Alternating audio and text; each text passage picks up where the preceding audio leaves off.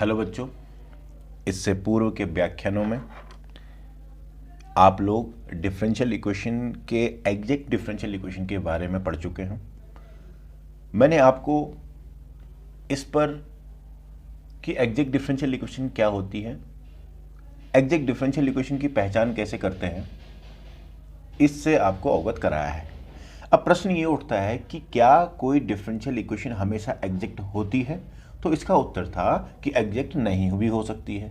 Del M upon del Y is not equal to del M upon del X आ जाएगा तो हम बोलते थे कि डिफरेंशियल इक्वेशन एग्जैक्ट नहीं है। परंतु क्या उस डिफरेंशियल इक्वेशन को एग्जैक्ट बनाया जा सकता है, ये प्रश्न है। तो इसका उत्तर है हाँ, उसको एग्जैक्ट डिफरेंशियल इक्वेशन बनाया जा सकता है। अब फिर एक प्रश्न उठता है बच्चों कि कैसे उसको एग्जैक्ट बनाया जा सकता है। तो उस डिफरेंशियल इक्वेशन को जो एग्जैक्ट नहीं है उसको एग्जैक्ट डिफरेंशियल इक्वेशन बनाने के लिए क्या किया जाता है, आज हम सब लोग मिलकर उस पर चर्चा करने वाले हैं। तो इसके लिए टॉपिक है इंटीग्रेटिंग फैक्टर। अब प्यारे बच्चों, इंटीग्रेटिंग फैक्टर होता क्या है इस पर थोड़ा देख लेते हैं। देखो, if the differential equation M d x plus N d y equals to 0 is not exact, then it can always be made exact by multiplying some function of x and y. These functions are called integrating factor। यानी कि अगर मान लिया M d x plus N d y आप लोगों के पास differential equation है और आपने देखा कि del M upon del Y is not equal to del M upon del x आया, तो इसका मतलब equation one is not exact, one is not exact. ये एग्जैक्ट प्यारे बच्चों नहीं होगी, ये एग्जैक्ट डिफरेंशियल इक्वेशन नहीं है। तो अगर ये एग्जैक्ट डिफरेंशियल इक्वेशन नहीं है तो हम क्या करते हैं, इस डिफरेंशियल इक्वेशन को हम किसी ऐसे फंक्शन से मल्टीप्लाई करते हैं जिससे ये डिफरेंशियल इक्वेशन आपकी एग्जैक्ट बन जाए। तब ये जो फंक्शन एफ एक्स वाई है ये हमारा इंटीग्रेटिंग फैक्टर कहलाता है। क्या कहलाता है? Integrating factor. अब जरा ध्यान से सुनना फिर इस कहानी को। मैंने बोला M d x plus N d y equal to 0 exact है तो बहुत बढ़िया, हम इससे पूरा पढ़ चुके हैं एग्जैक्ट डिफरेंशियल इक्वेशन का सॉल्यूशन कैसे निकालते हैं, हमें कोई तकलीफ नहीं है। पर यदि M d x plus N d y बेटा एग्जैक्ट नहीं होगी तो उस स्थिति में क्या उसको हम एग्जैक्ट बना सकते हैं? उत्तर है हाँ, बना सकते हैं। तो फिर प्रश्न उठता है कैसे बना सकते हैं? तो उत्तर है कि किसी फंक्शन से मल्टीप्लाई करके उसको एग्जैक्ट बनाया जा सकता है। लेकिन ये फंक्शन अपने घर का थोड़ी ना है। ये फंक्शन कहाँ से आया, ये फंक्शन कैसे आया, इस फंक्शन की महत्वता क्या है, इसको जानने के लिए हमें इस इंटीग्रेटिंग फैक्टर को निकालने के जो कुछ मेथड्स हैं उन पर चर्चा करनी है। आई बात समझ? तो हम सबसे पहले बात करते हैं मेथड वन। चूंकि जैसे इंटीग्रेटिंग फैक्टर निकल जाएगा प्यारे बच्चों, उस इंटीग्रेटिंग फैक्टर से इस डिफरेंशियल इक्वेशन को मल्टीप्लाई करोगे, वो एग्जैक्ट हो गया।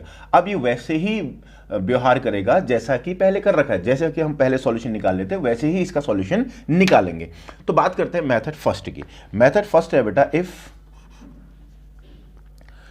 The equation M d x plus N d y बराबर 0 इज ऑफ द फॉर्म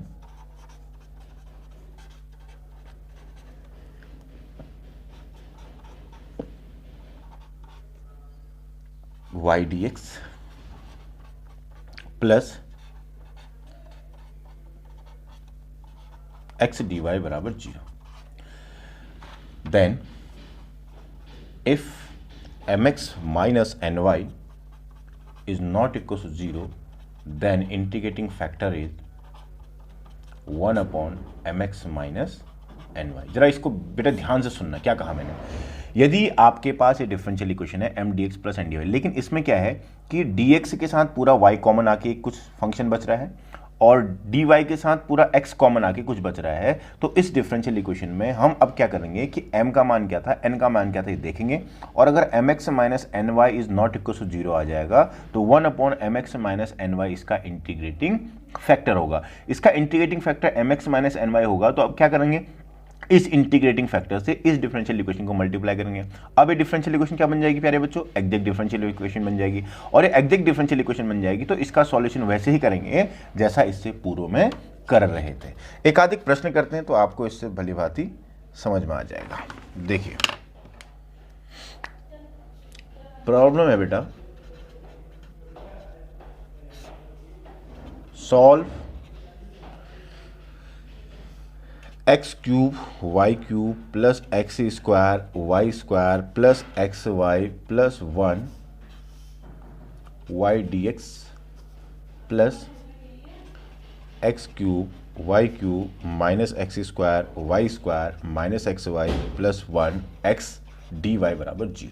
ठीक है, इसका सॉल्यूशन निकालना है। इसका सॉल्यूशन निकालने के लिए हम क्या करेंगे, यहाँ पर m क्या है, m x cube y cube plus x square Y square plus x Y plus 1, इसके साथ बाहर से y भी है प्यारे बच्चों। n क्या है, x cube y cube minus x square Y square minus x Y plus 1 और उसके साथ x भी है प्यारे बच्चों। अब मैं अपना समय बर्बाद नहीं करता हूँ, आप लोगों का भी नहीं करना चाहता हूँ, और हमें पता है कि ये नहीं इक्वल आना है क्योंकि ये इंटीग्रेटिंग फैक्टर निकालने वाला प्रश्न है, तो इसका मतलब ये पक्का नहीं आ रहा है। तो इसका मतलब मान लेंगे equation 1 is not exact differential equation. ठीक है, is not exact differential equation. So अब यहां पर देखना, ये वाला फंक्शन जो है m, उसके साथ पूरा y कॉमन आ रहा है, देखो इस वाले के साथ पूरा x कॉमन आ रहा है, देखो। तो इसका मतलब जो हमने पहले मेथड पढ़ा है उससे हम इसको निकाल सकते हैं। तो यहां पर क्या निकालेंगे हम, यहां पर निकालेंगे बेटा now mx minus N y. जब आप mx माइनस एन वाई करोगे, यानी कि इसको आप x से मल्टीप्लाई करोगे, इसको आप y से मल्टीप्लाई करोगे, तो आप पाओगे कि इसका मान 2x square Y square x Y plus 1 आ रहा है।